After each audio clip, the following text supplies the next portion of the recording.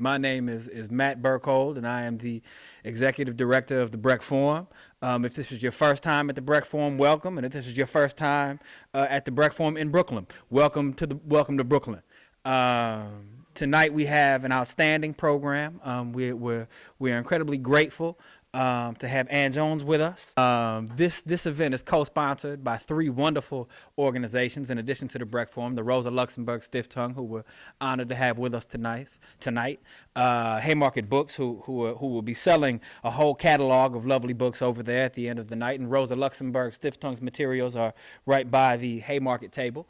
And then we also are fortunate to have Brooklyn Four-Piece. And we also have Iraq Veterans Against War who are with us as well. But tonight is the launch of a tour. People may not know Ann Jones resides in Norway, so she's traveled very far to be with us tonight. As I'm sure people know, Ann's the author of many books. I think this is her ninth. So we're very privileged to be publishing her at Haymarket Books. She's also a photographer, so that is her photograph that is on the cover of the book, which we're very excited about, and has reported from numerous war zones and really brings a unique and vital perspective on the reality of war. So it's our privilege to have Ann with us, and I hope you'll join me in welcoming her.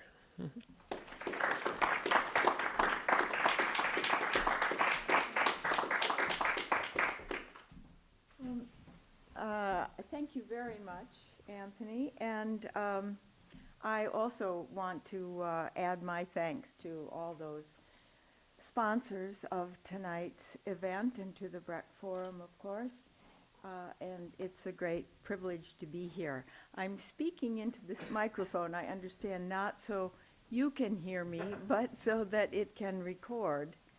So I assume I'll get a signal if I'm too far off base here. Also, it is a pleasure to be here with you all the way from Norway. Unfortunately, that means that by my clock, it's now 1:30 in the morning. And I just got here last night, and so I am going to try to stand up and give this little talk, but you'll forgive me if I keel over or sit down, I'm sure.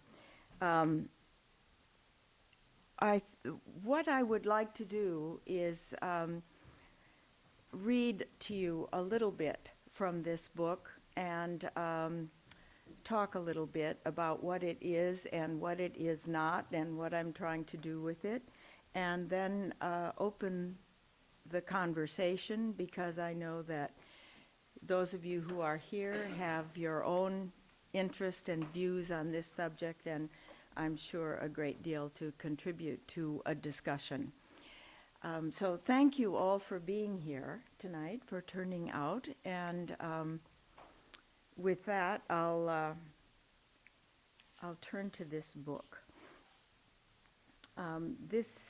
They Were Soldiers has a subtitle, How the Wounded Return from America's Wars, the Untold Story, and I started writing this, or got into writing this, when I was on a forward operating base in Afghanistan, where I had gone after many, many years of working with women in Afghanistan and working on behalf of civilians.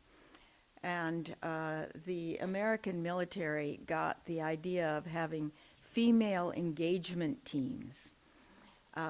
They realized quite late in the war that actually half the population of the country was female. And it's hard to tell when they wear those blue bags, but somebody finally recognized it. And then they came to the startling conclusion that the women of Afghanistan must know what's going on, which also is hard to do if you spend your life under a blue bag. But so they constituted female engagement teams out of women soldiers who already had other jobs to do, but were given this added chore of going out on patrols to villages where they were to engage the women and gather from the information the intelligence that they possessed on the movement of the Taliban and what the Taliban was up to so that we could then go wipe out the Taliban. This program was unsuccessful. Every aspect of the program was unsuccessful, and I've written about that at Tom Dispatch. But when I got to that forward operating base, I found there were 6 women on the base, all of whom had been drafted into this female engagement team. And the rest of the troops there, the whole battalion, was male. And it's the first time, although I'd been dealing with American soldiers there for many years, trying to get compensation for Afghans whose children had been run over in Kabul by the speeding American convoys. It was the first time I'd encountered the mass of soldiers, and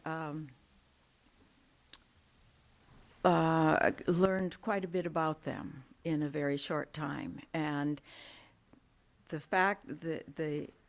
thing that got me most interested is that in a part of Afghanistan where officially, and according to the official American military statements, nothing was happening, men were being killed almost every day, killed or wounded.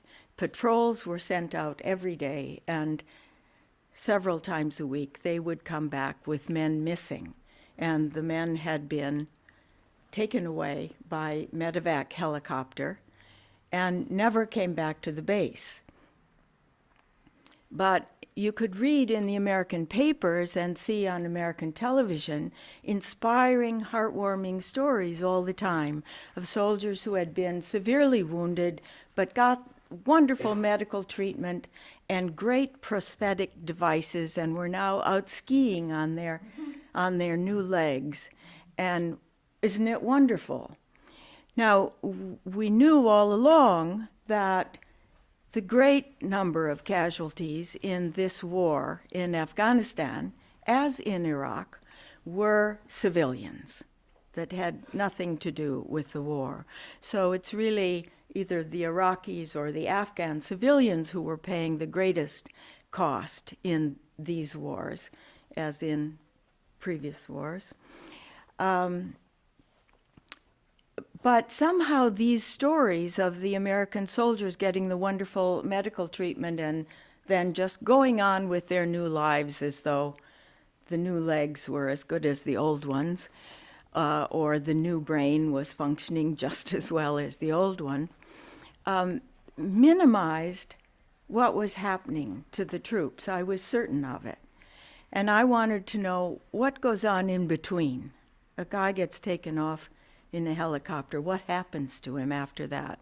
So I came back. It took a year to get permission, but I went because I had to embed with the military again, and then followed those evacuated soldiers all the way home, and wrote about that, and then about what happened, what they do when they get here.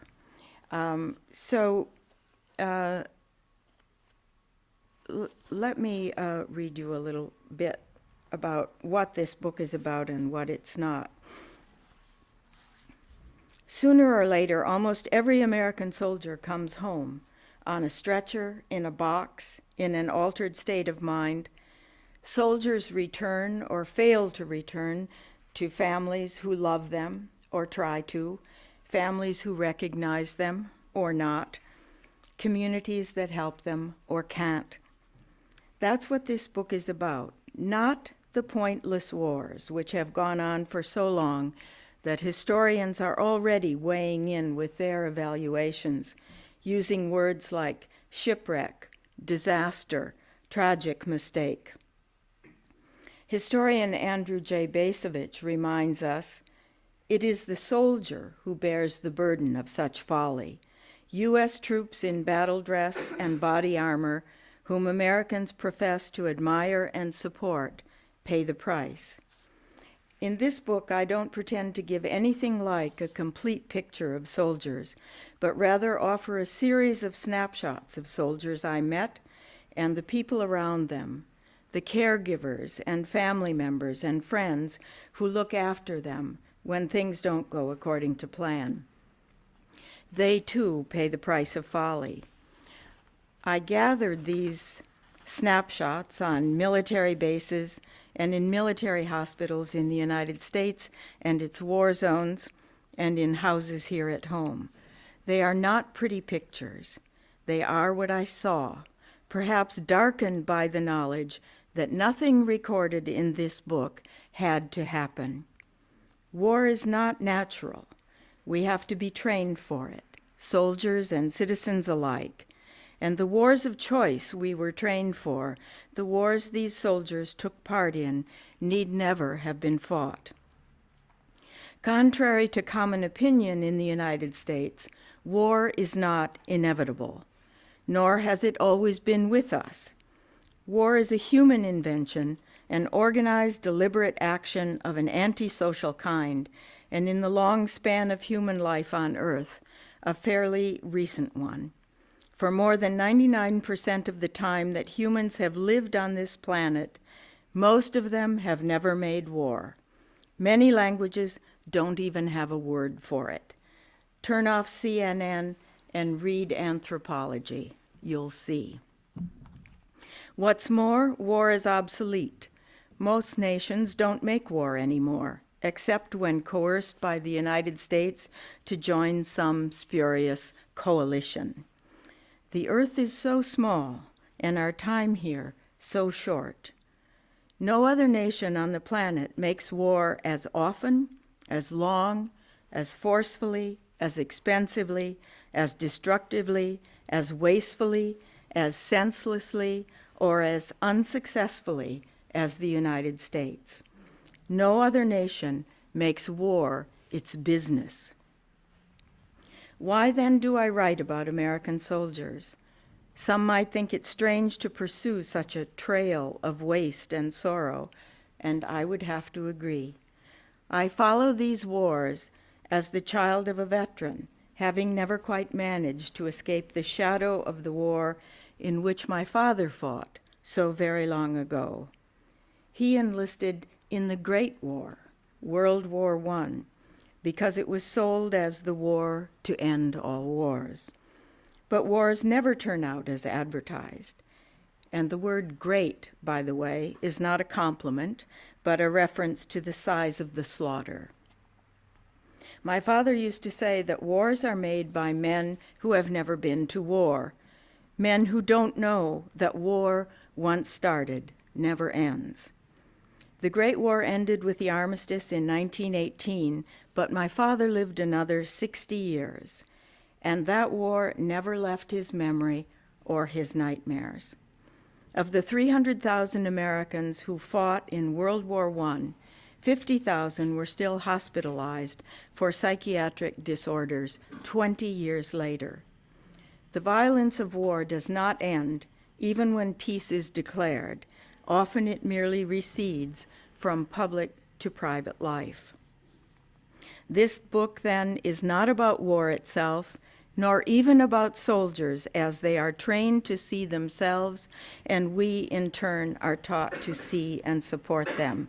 It is about the damage done to soldiers, their families, their communities, and the rest of us, who, for another half-century at least, will pay for their care, their artificial limbs, their medications, their benefits, their funerals, and the havoc they dutifully wrought under orders around the world.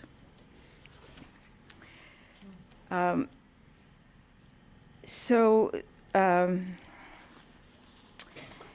me tell you then, or read you a little bit more about who these soldiers are.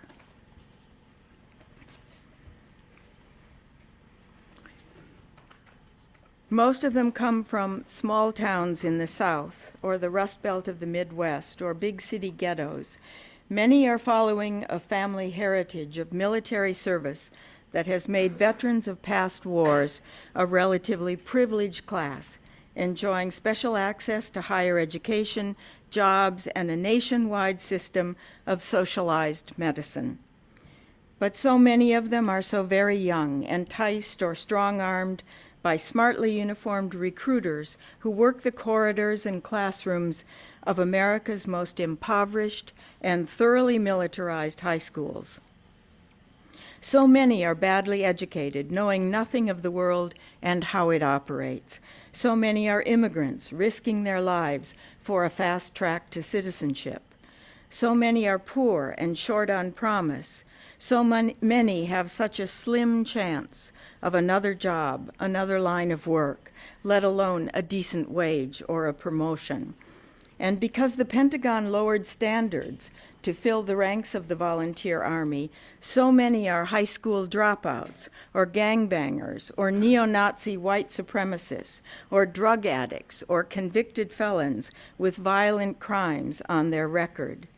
In just 3 years following the invasion of Iraq, the military issued free passes, so-called moral waivers, to 1 of every 5 recruits, including more than 58,000 convicted drug users and more than 1,600 with serious felony convictions for offenses including rape, kidnapping, and murder. When the number of free passes rose in the 4th year, the Pentagon changed the label to conduct waiver. But when I talked with boys and girls on bases, I could see that whatever their background, many had also been drawn into the military by ambition. In America, the land of the self-made man, a boy couldn't afford to just be, nor could a girl who longed for a more adventurous life. But living on the downhill slope of what used to be the middle class, kids looking into the dimming future can't see how to make something of themselves. The military extreme makeover promises to do it for them. Some of those boys and girls numbered their options on the fingers of one hand, with fingers to spare. The only stories they had to tell me about their lives before they joined the military were painfully circumscribed, and most were a version of the basic scenario I already knew. My family was poor, I was poor. For the poor, immigrants, Hispanics, Asians, Native Americans, African Americans, and whites alike, the military offers what looks like the only way up and out. A white girl in Pennsylvania, just finishing high school, dreamed of college, not soldiering, but she didn't know how to apply. Her parents couldn't help her, and she felt too ashamed to ask her teachers. A military recruiter who haunted her high school told her she had the makings of a Marine. I knew the Marines were really tough, she says, and I wanted to be part of that club of really tough people. I guess I was kind of angry that I couldn't go to college like I wanted. Today that girl is working as an organizer with Iraq Veterans Against War. A black girl in South Carolina finished near the top of her high school class. Determined not to repeat her mother's life, she enrolled in a state college. To attend, she had to rent a room in the college town and get a job at Walmart to pay for it. There was no public bus, so she needed a car to travel to her job. She couldn't break even, but somehow, with help from her mom, she managed that arrangement for 2 years before the hard work wore her out, and she began to talk to the Army recruiters who hung around the mall. She told me her story when we met on a firing range in Afghanistan. She was homesick. In Boston, at a predominantly black high school, a senior who had already signed up for the Army told me he wanted to escape the violence of city streets. I got no future here, he said. I might as well be in Afghanistan. Only a few weeks before he joined, one of his best friends had been killed in a convenience store just down the block from the school, caught in the crossfire of somebody else's fight. His chances of survival, he was convinced, would be better in Afghanistan than in his own neighborhood. "I've got to finish high school before I can go," he said. "I just hope I can make it to the war." I would submit to you that there is something really wrong with this picture, and especially living as I do now in Norway, I know that I would never, ever encounter these attitudes or these social conditions in that country, which happens to have the greatest economic equity and the greatest gender equality, together with the other Scandinavian countries of any place on earth. And that's not an accident. That's called the Nordic model. They do it by design.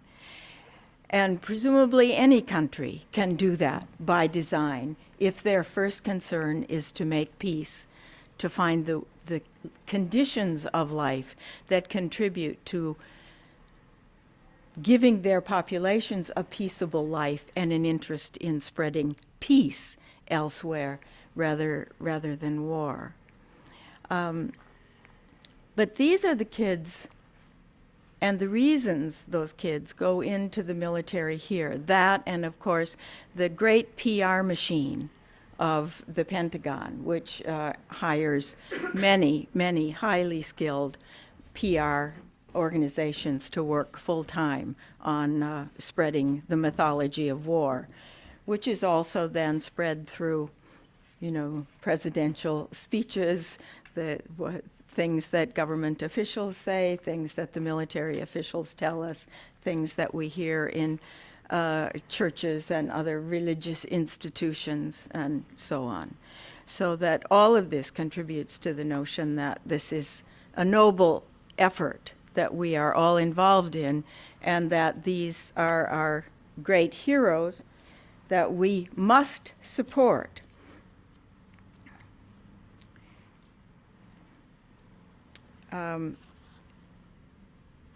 I think I want to tackle that argument a little bit.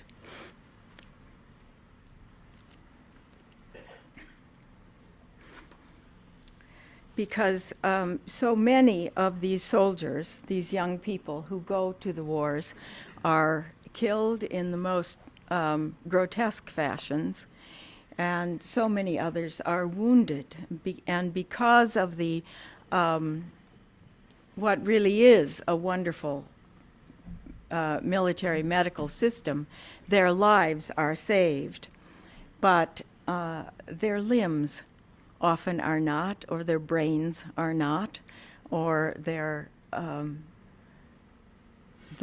moral life as they once knew it has been so violated that they are changed in character.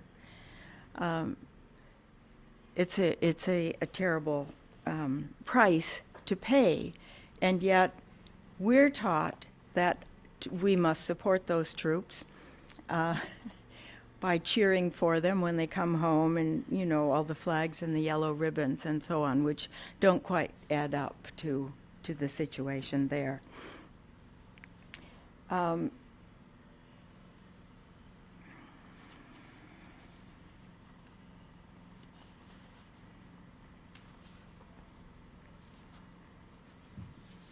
President Obama gave a speech after if you remember, a crash of a Chinook that killed a whole team of SEALs and a few Afghan soldiers who were on board. And the remains of these soldiers were so commingled in the wreckage of the plane that they could not be separated out and shipped home to their families in the individual aluminum transfer cases usually used for that procedure. And in making his apologies to the families and making a speech, he gave us a reprise of Abraham Lincoln about these soldiers not having died in vain. These dead soldiers now serve rhetorically as an incitement to continue the fight, so that their sacrifice shall not have been in vain. There may be a rare American inside or outside military service who can state with certainty what we now fight for, But when soldiers fight only because soldiers before them have fought, when soldiers die only because soldiers before them have died, then truly war becomes an endless loop. The war in Iraq has officially ended and is largely forgotten in America. Meanwhile, in the mountains and deserts of Afghanistan, the nation's uniformed warriors go on enacting for the domestication of the public a familiar war narrative of selfless sacrifice that will be trumpeted in presidential rhetoric, Sunday sermons, and press releases from the Pentagon. Thanks to Hollywood, we even know what war is supposed to look like, though it doesn't look like that anymore, and how proud and patriotic it is supposed to make us feel. As you know, the soldiers are now outnumbered by the mercenary military contractors, but and in theory, the military contractors could do the whole thing and would be happy to, especially because some of them are among the most damaged of former military people. But that would be impossible because I would argue that in order to keep the American public on board, or at least content enough with these wars to ignore them, we have to have this performance of war as we've seen it in the movies, as we think we know it. So the uniformed soldiers are absolutely essential, and the sacrifice of the uniformed soldiers is absolutely essential to perpetuating our endless wars. The performance of war, the surges and night raids and airstrikes, may mask the real war, the everlasting privatized and secret one, but the sacrifice of the real soldiers is real enough. Today, somewhere in the country, a local newspaper reporter is writing a sad, inspirational story about a small-town soldier, wounded or dead. It may one day be picked up by national politicians and newscasters as part of the great patriotic narrative intended to persuade us that the personal sacrifice of soldiers gives meaning to our lost wars. Historically, in the trenches of the Marne, as on the beaches of Normandy and Guadalcanal, it was the justness of the cause for which soldiers fought that ennobled their sacrifice, not the other way around, which means that the death, dismemberment, and disintegration of misled young men and women should not redeem the misbegotten wars of choice chosen for us by leaders who have never been to war. Still, those sacrificial soldiers do lay claim to our conscience, all those kids who drank the recruiters' Kool-Aid and died, and those who still bravely soldier on with their brand new titanium legs and blasted genitals and decommissioned brains. So the rest of that book is about those soldiers, and more specifically and graphically, what happens to them. And I do want to acknowledge, too, something that surprised me very much in doing this book, although it stands to reason, was the distress that was suffered by the caregivers, by the doctors and nurses and other medical personnel, particularly in the field, having to deal around the clock with these catastrophic injuries, with soldiers who had literally been blown to pieces, and with trying to save the lives of soldiers who were, triple or quadruple amputees or had incredible brain damage and so on.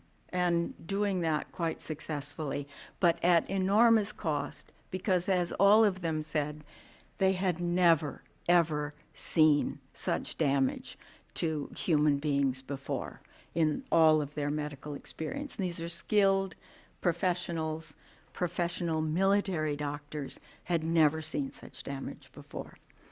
So it's the soldiers are damaged, the caregivers are damaged, the military itself is damaged because, and before, just a couple last things I want to call attention to before turning this over to you, because these wars are significantly different from past wars in ways that I think are unacknowledged, and in particular because we have this standing army.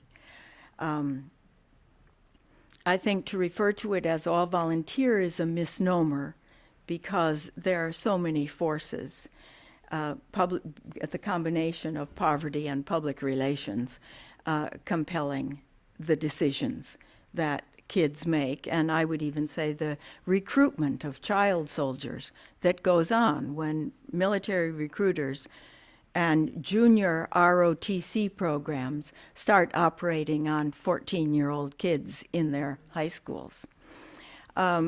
So all of that combines to create this body of soldiers who are completely divorced from the kind of army we used to have that drew upon people from every class randomly.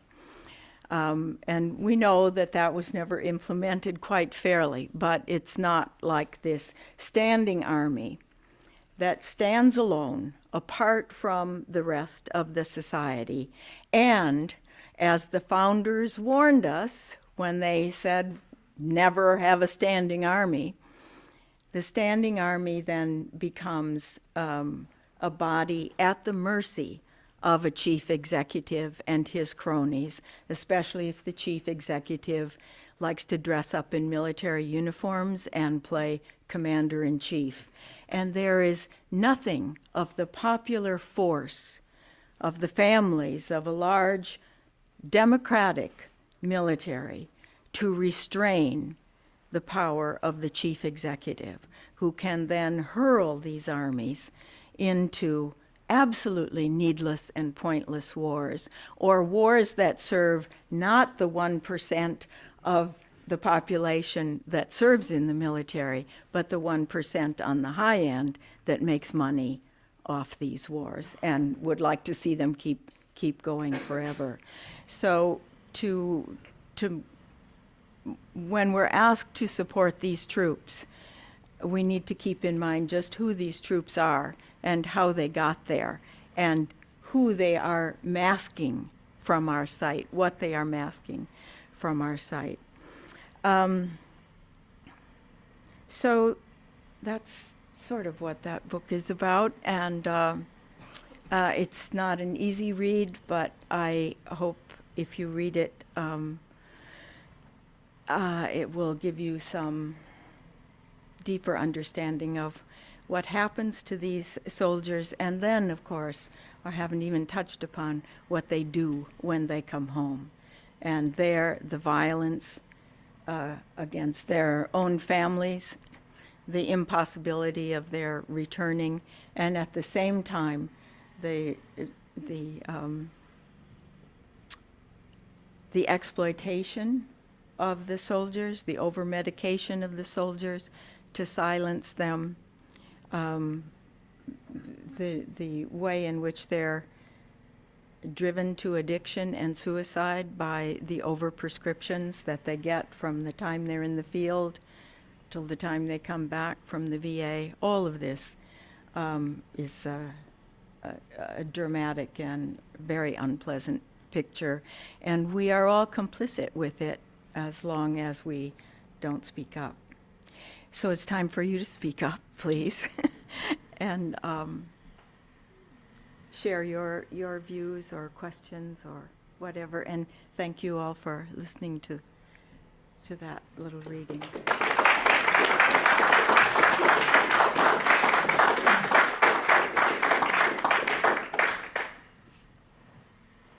Anyone? How did you get yourself onto the base? I know this is the logistical question. How did you get yourself, the process of getting accredited and getting onto the forward base camp? Yeah, you have to apply You have to apply to the military to embed as a journalist, and it's not always easy, as Nick has found out as well.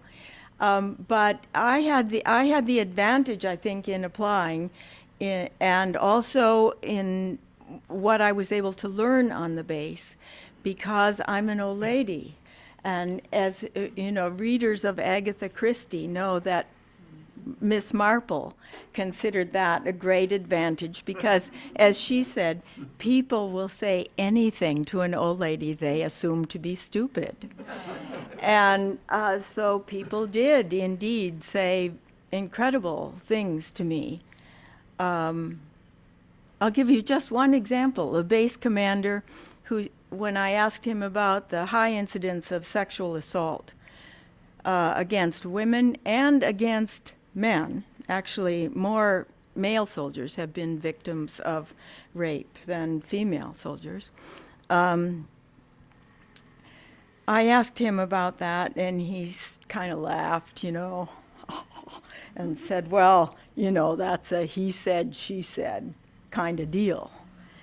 And I said, oh, well, is that all there is to it? And he said, yeah, but, you know, it's really a good thing they send me these chicks because the locals, and he was talking now about Afghan women, said the locals are real dogs. He said that to a reporter. You know. So, and of course on that base, he's in charge of whether a sexual assault reported to him is prosecuted or not, or whether in fact the victim of the sexual assault will be persecuted. So, and I think he's fairly typical. It's just that they don't say that to lots of reporters. Anyway, you apply for permission, and you have to have insurance. You have life insurance, which was a nice admission that war is dangerous. And I thought I was going to be in trouble when I had to send them a scan of my medical insurance, which of course was Medicare. But no, they accepted that, and so I got in without any problem.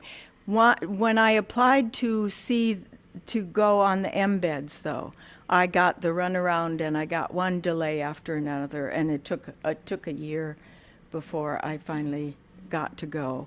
And then the restrictions were very tight. They don't want you to see a lot of things, and so I had to keep. And they send you with a minder.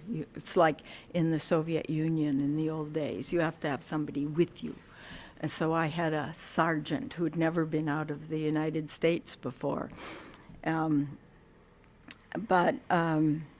I kept eluding him to get my job done, but it worked fine. He slept a lot, so it was okay. Yes? Were there wounded women and men who went through the system, and was their experience in substantial ways different? In the flights that I didn't encounter any women with catastrophic wounds, because there are fewer of them, of course, on the combat patrols, where those terrible injuries occur from the IEDs or from landmines. Women have suffered those injuries. They just didn't happen. I didn't happen to meet them. What I did meet, because on these medevac flights, it's big C-17, C-5 cargo planes that go from Bagram base to Landstuhl in Germany, and then from Landstuhl on to Dover in Delaware. They take, in addition to the critical care patients, they take non-critical and ambulatory patients who are cared for by a separate group of nurses and medical attendants on the plane. So the plane is really in two parts. And so I talked to a lot of the other ambulatory soldiers, and some of the psychiatric soldiers were restrained on the flight. And there I did meet several women who had been raped and who were going back to the States because they could not resume their duties because they had been so traumatized by the conditions of their rape. Yes? Were some of the people you spoke to, whether the wounded or soldiers over there, had they become more reflective on their position and as soldiers within the system that was, using them?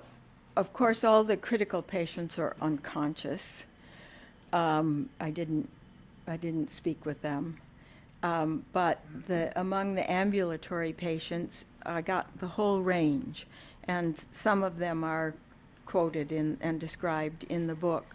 From the guy who said, boy, it was really fucking fun blowing shit up, and he loved war and he couldn't wait to get back to it again. He was going home for a minor injury and he'd be back blowing stuff up again, killing people as soon as he could. So there's that kind of soldier. And then there are others who are really disturbed. One of the psychiatric patients who was restrained was a man who who refused to carry his weapon. And as he was described to me, he wasn't allowed to talk to anybody. They had him sedated. But as he was described to me by his caregivers, he had been diagnosed as psychotic because not only did he refuse to carry his weapon, but he became aggressive with officers who tried to force him to carry his weapon. And the nurse said to me, he didn't seem to enjoy war. So he comes away with a psychotic diagnosis, whether it's accurate or not. He might have had a conscientious objector status. And then also there were some older military men there, career officers, who spoke very much about, one really ranted about how, people were getting, as he put it, manu-fucking-mentally rich off these wars. And the wars were absurd, and it was absurd for a grown man to be trapped in the middle of this war. And he said he had two sons of, fighting age, both in college, and he said they're never going to have to serve because before they do, I'll shoot them myself. Yes? I was very interested in the thing you just said in passing about World War I veterans who had mental issues and were still under treatment 20 years later.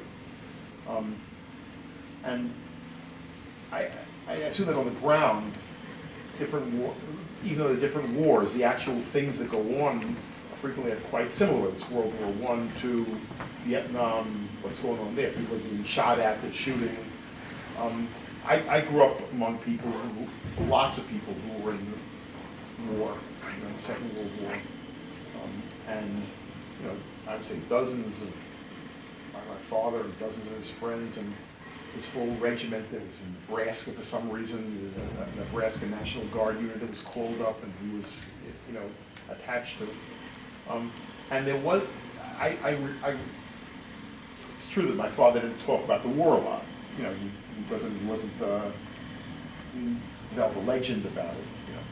But from what I got, there was no sense of people breaking down like that or having those kind of mental issues. And I wondered why this war, I thought this war seemed to be particularly pernicious in that area, but maybe if World War I veterans were having the same problems, maybe it's not, No, these problems go all the way back to the earliest records of war. They occur in every war. In the Second World War, there was a major effort made to try to identify before the soldiers were accepted into the war, try to identify those who were liable to break down. So, of course, it's all the usual suspects, right? They were looking for gay people and physically weak people and so on. And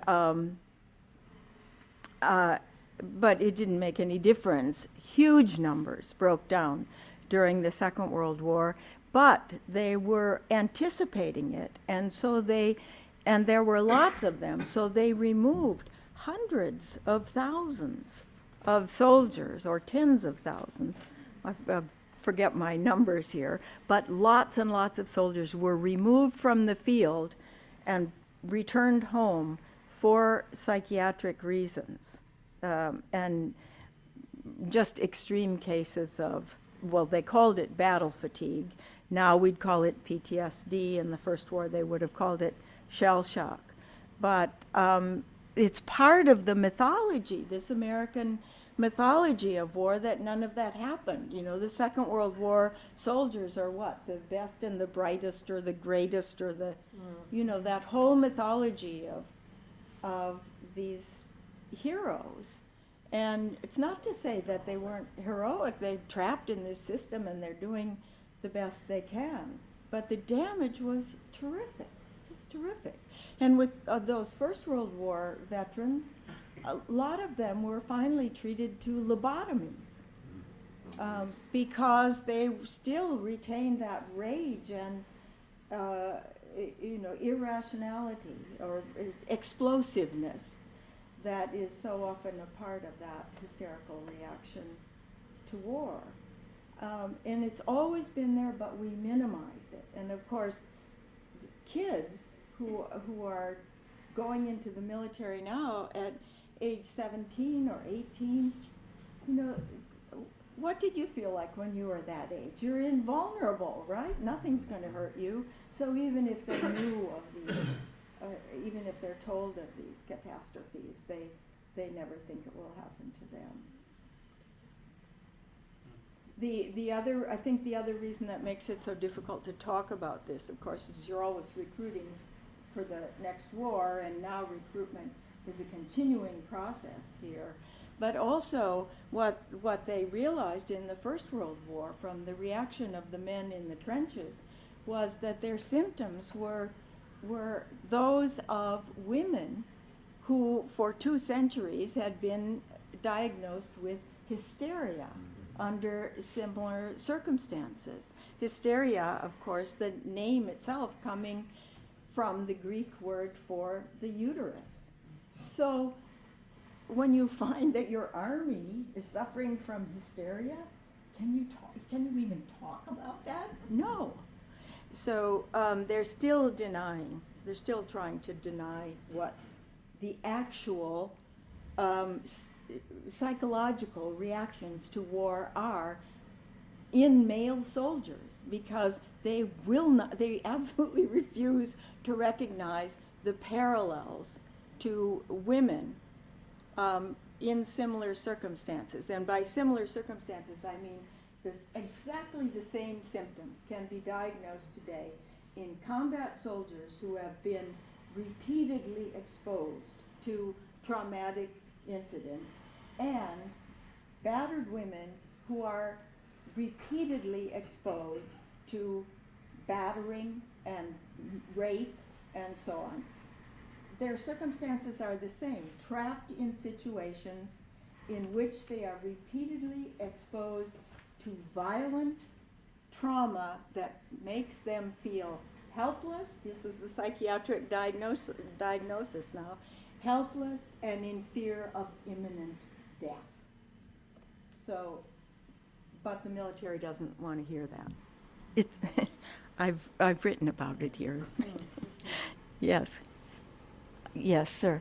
I think the other mythology too that we battle constantly is this concept of, you know, the good war, World War II.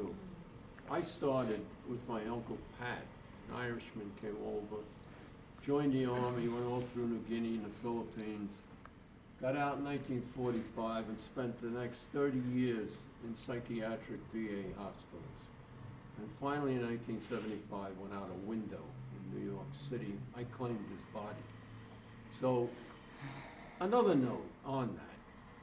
Some of the greatest stories I have heard are some similar to yours through the eyes of women and daughters that lived under these returning hero veterans from World War II. The alcoholism rate was off the wall. And I say that as a reformed drunk myself. So I have a little bit of contact with that perspective. But this is another myth, that nobody came home damaged. I think the best word that I have heard to date to describe it is moral injury. That's what we are talking about. It's not battle fatigue, it's not PTSD, it's moral injury. That's what we have to address. Yes, I would absolutely agree with you. In the book, I tell the story of a soldier who committed suicide, an Iraq vet, after he had returned, and his parents struggle to try to get help for him and to save him, a struggle which they lost. And he had, in the first month he was in Iraq, apparently, had been ordered to shoot 2 Iraqi prisoners. And that was so much against his moral precepts that he could not go on living with himself afterwards. And he spoke of himself as a murderer. He said, "I'm nothing but a murderer. I'm nothing but a murderer." And though he came back to a family that absolutely embraced him with love and did everything in their power to save him, they could not do it. And that's moral injury. Yeah. Yes. Actually, I'm glad Bill made that comment before I got to ask my sort of segues together. I'm wondering what your own impressions are. How long does it really take people who come back from these horrific situations, are dealing with all these conflicting emotions about what they've been through, whether they're consciously dealing with it or not? How long does it really take? Now, I hate to say the average soldier, but for lack of a better way of putting it, to begin to really assess what that was about for them and beyond just for their own, individual selves, but what that meant, sort of for society at large. A reason I'm asking that is twofold. Number one, I'm very aware of the high suicide rate of returning veterans and people who are out in the field too. But also, we've noticed that it's not that easy for even the young veterans who are trying to get themselves organized to quote unquote get it together.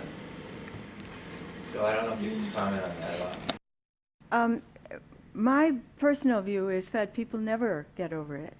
And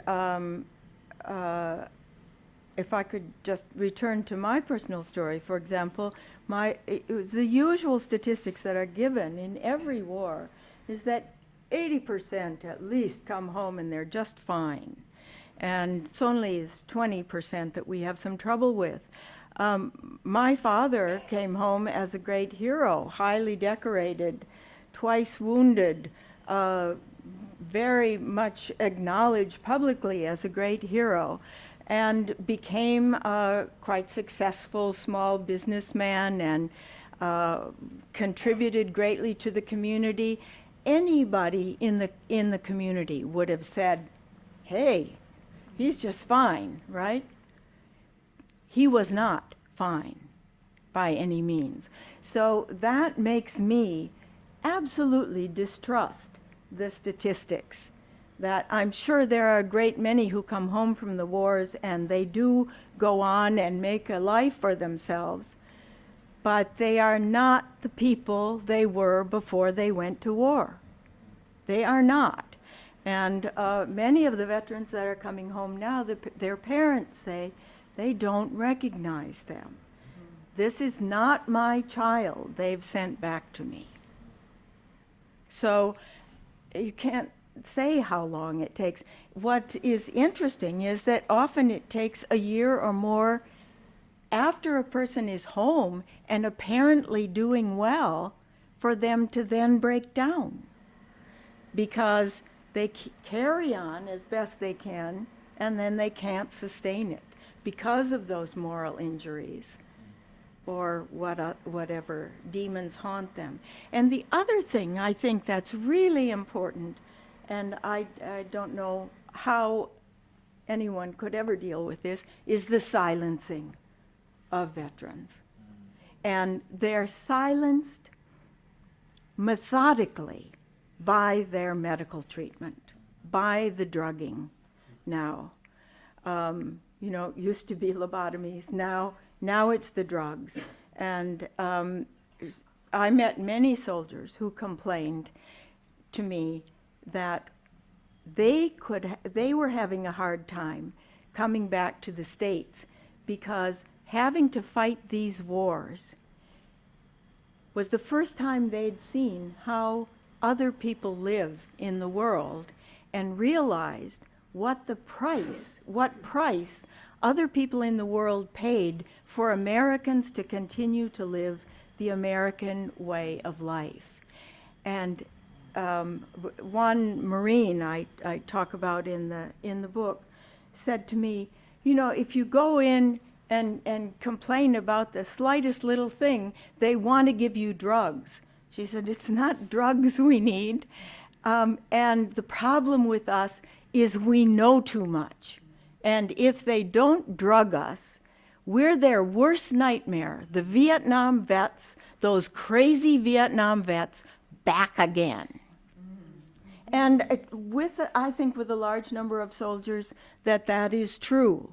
And drugs are the first resort. Drugs are the first resort. So you drug them up, you send them to the VA, you get them to supposedly to talk things over with psychiatrists and psychologists who can never repeat their stories because of medical privacy, right? So their only audience is an audience that will never tell their tales. And I think when soldiers do want to talk, when veterans do want to talk, we have to listen to what they have to say. We have to hear them. And I know from my own experience of spending so many years in Afghanistan, just as an aid worker, and coming back, I lost some of my best friends because of that. Because when I came back, I needed to talk about what I had seen and what women in Afghanistan and children were suffering. And my friends, my best friend, said to me, "You've become a really glass half empty person." Oh, yeah, you're bringing me down, right? They would say that. Yeah. Is that why you moved to Norway? Yes, it is. It is, actually. I've been so happy there. Your glass is half full. It's half full. Yeah, it's full, actually. No, but if that's the kind of reception I get from my good friends who cannot hear me out, could not listen to sad stories I had to tell, imagine what it is for veterans who come home and fear to tell their stories to their loved ones, trying to protect their loved ones, and can't tell them to their friends. And a lot of people re-enlist because the only people they feel at home with anymore are the other soldiers, even though they don't talk to each other either, but they're among these guys that they're supposed to have this great bond with. And the bond is, here we are all together, those of us who can't talk to anybody. And that silencing is part of what keeps the whole thing going. So we have to listen and we have to tell the stories. Yes. Yeah, I wanted to say, I think some of your reporting, Anne, on Afghanistan is the best that I've ever read. Thank you. I've just learned so much from your reporting, so I want to say thank you for that, because it's not easy to tell the truth. I mean, the mainstream media doesn't really want to tell the truth, so I just want to say your writing is really amazing. Thank you. I work with veterans. I'm a social worker, and many of them have addictions. But one of the things they've said to me over and over again over the years, much of the anger and the bitterness comes from the fact that they feel like people are going to forget about them now. That now the war is winding down. People don't want to talk about Afghanistan. It's in the past now. And it's kind of incredible when you think about it, because this was the war that we were supposed to win. It was supposed to be so easy, the biggest, most powerful military in the world against the Taliban, a ragtag army with IEDs. They don't have air support. They don't have a real army when you think about it. And I'm wondering about that, the impact of that on soldiers who are part of the most powerful military in the world. They couldn't win this war.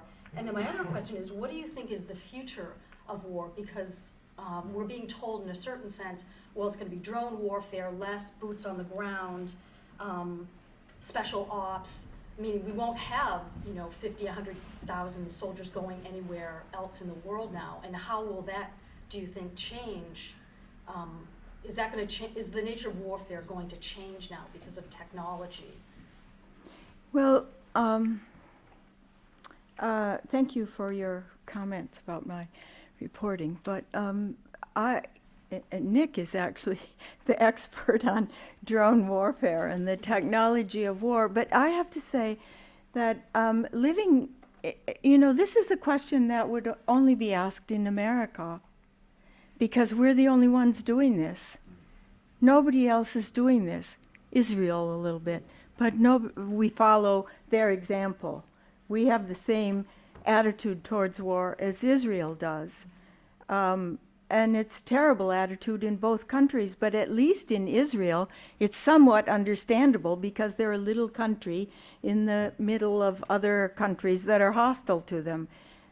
We're a big country out here on our own. Nobody's, Canada's not a real threat. So why do we behave like this? And that is what the whole world is asking now. It's amazing.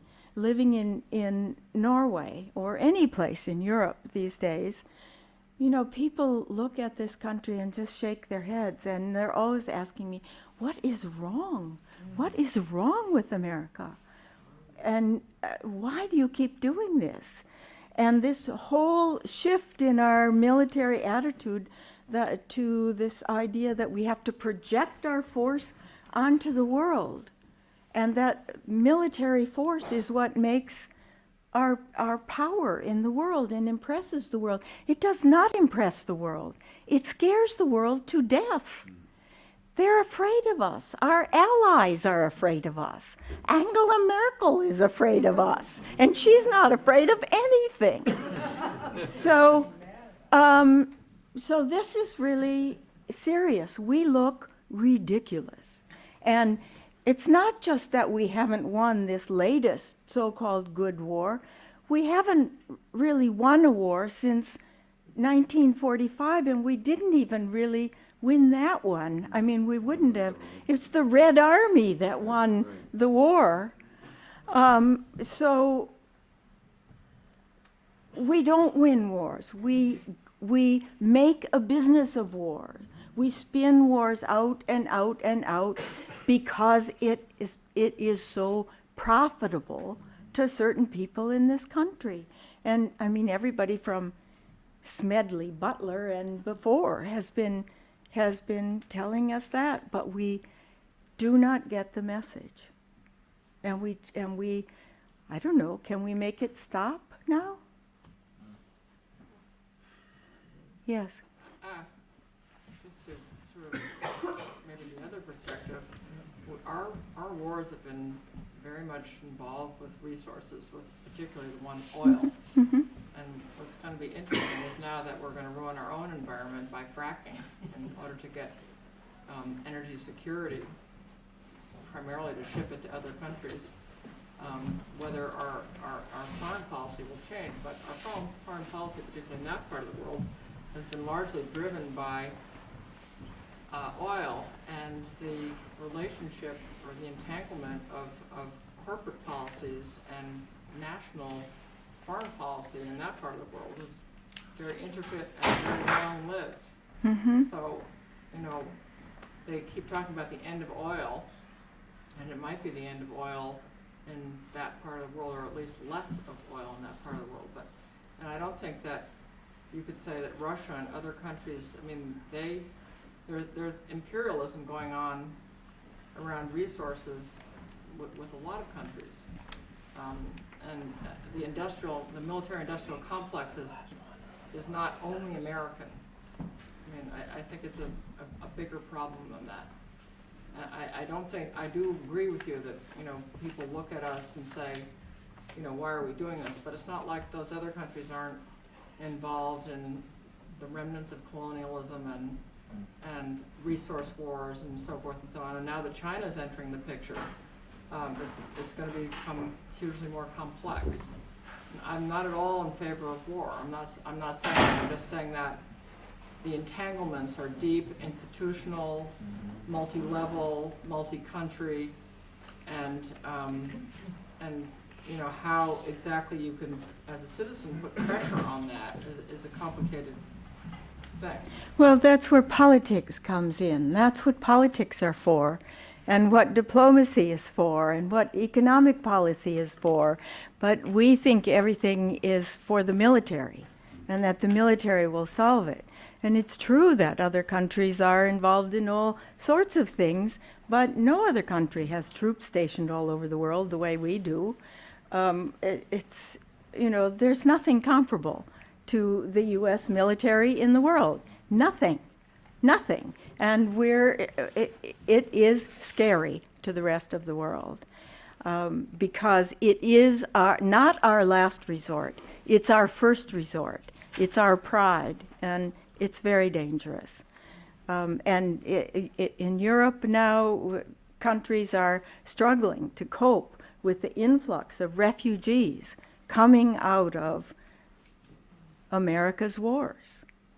And, you know, it's ironic that in countries like Norway, the people are working very, very hard on what?